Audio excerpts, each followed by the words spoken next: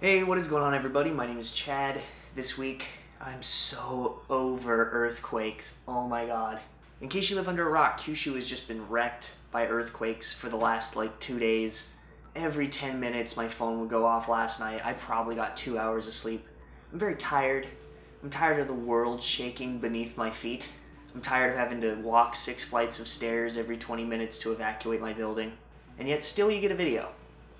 The things I do for you people. It was actually pretty funny.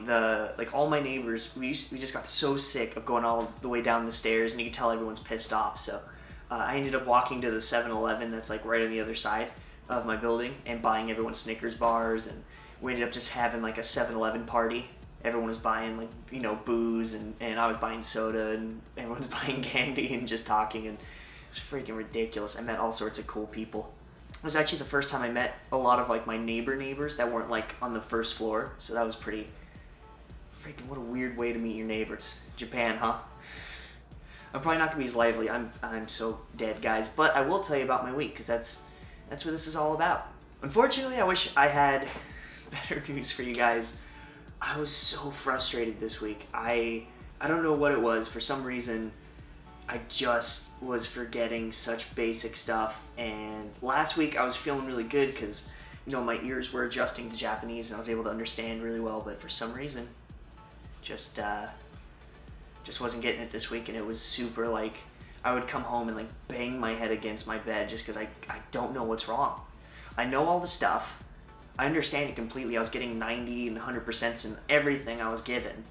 Just for some reason, when the teacher would talk to me, my brain would just freeze up. And I know that this happened the first time I was in school in Japan. I should probably read. I have a diary I write in every night. Don't shut up. And I should probably check that and see how long that feeling lasted, because I'm so utterly frustrated with myself. It's ridiculous. And I'm a notable self-beater-upper, so it's probably best for me to go back and read it and say, hey, you're not a failure. These 2 years were not for nothing. Look how far you've come. I don't know. It's probably something I should do. I don't know if I actually will do it. It definitely won't be today. I'm just too freaking tired. But I don't know. Maybe it'll get better. There were things I felt good about this week. There were certain teachers I was just bang, bang, bang, bang, and pretty much there wasn't really anything that the teachers talked about, or when I went to the office I didn't understand in Japanese. Just for whatever reason I defaulted to English, which I think might be my problem, is I have too much English. I mean, I'm in Japan, and whenever I'm outside it's only Japanese music and only Japanese I use, but in my house I watch a lot of English YouTubers, and all my features I use on my cameras and my phone and iPad and MacBook and all that stuff, it's all in English. And so in my mind that's what's screwing me up. It's not that you're choking. So I ended up changing everything, my television settings, my all the sites that I mainly go to, as well as my whole computer and my phone, changed it all to Japanese.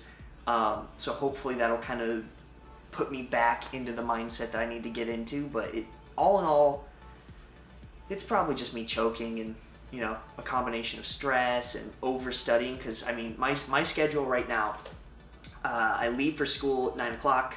Takes me 15 minutes to get there. I spend 15 minutes, right when I walk in, I don't talk to anyone.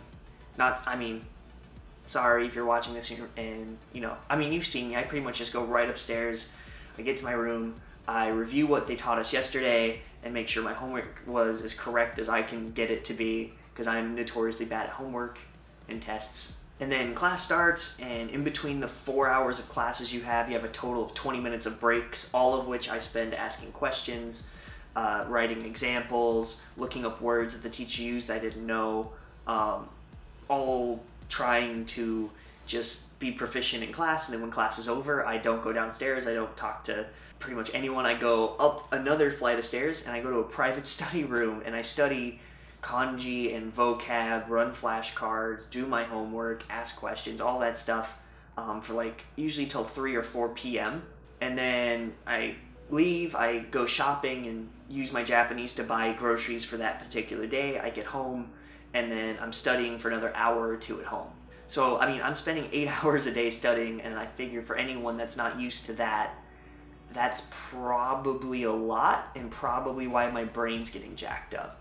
So I'm gonna start scheduling, like, you know, some Chad time. It doesn't have to be English time, it just has to be time where I don't have to study, because I don't want to get burnt out, but I do want to really, you know, do my best at this school and I want to be, they have like all these success stories on their website, and I would very much like to be one of them if I can. So hopefully this works out. But yeah, so every week we study the Genki books. I don't know where mine is, otherwise I'd show it to you guys. Each week at the school goes through roughly a chapter. This week we went through chapter 17, which was, right, now I actually have to go get it. So this week we studied a lot. This is all review for me, but they basically go over it so much it just becomes ingrained in your head. So even though this isn't my first time studying these things, it was still like a struggle in class. So we did sodes, which is not like the sodes you use for like it looks like or it appears. It's the sodes for like quotations, like the same reason you use the te particle or whatever. It's quoting. We also learned the te particle, the chisaitsu te particle, which if you guys want to know what any of that is, I'll link a video here I did about it. We also did tada, which is basically like an if contingency particle. I mean, if you guys have this book, you can just go through chapter 17. Nakte moi, which we studied in the first book, but this is like, I don't know, a refresher or review or whatever. We did mitai desu, you know, something, this looks this way, this looks that way, a lot of easy stuff.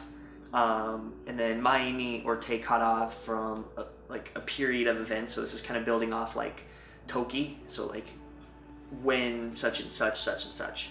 And then obviously we went through all the vocab through that chapter, so it was like 50 pieces of vocab. I'm not going to go over everything I learned with you guys. I'm not here to teach you, I'm just here to tell you what I learned about. Get this book, you can follow along. There's free PDFs online, you can follow along. But did that. We also did another 10 kanjis I all know the meaning for, but the readings, you know, probably 50% of them I know. The one thing I actually did flunk was I flunked one kanji test that I had because the way that they teach it is not the way that I learn. So I'm really not big on their method. And I do give it a shot, I'm not like blowing it off, I just suck at it.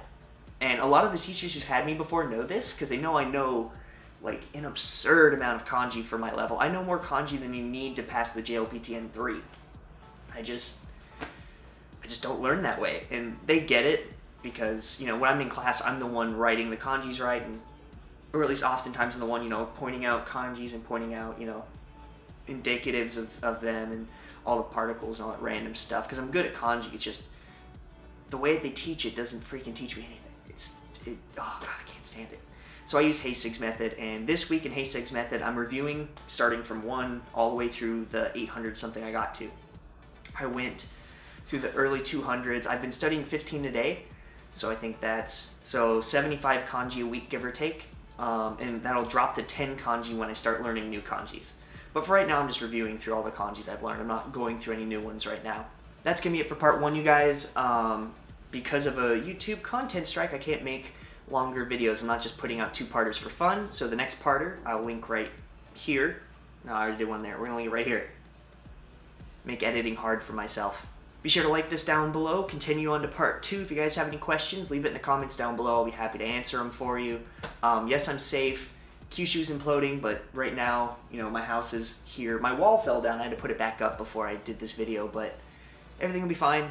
Pray for Kyushu, please. Oh gosh, it's been interesting. Yeah, I'll see you guys in the next video.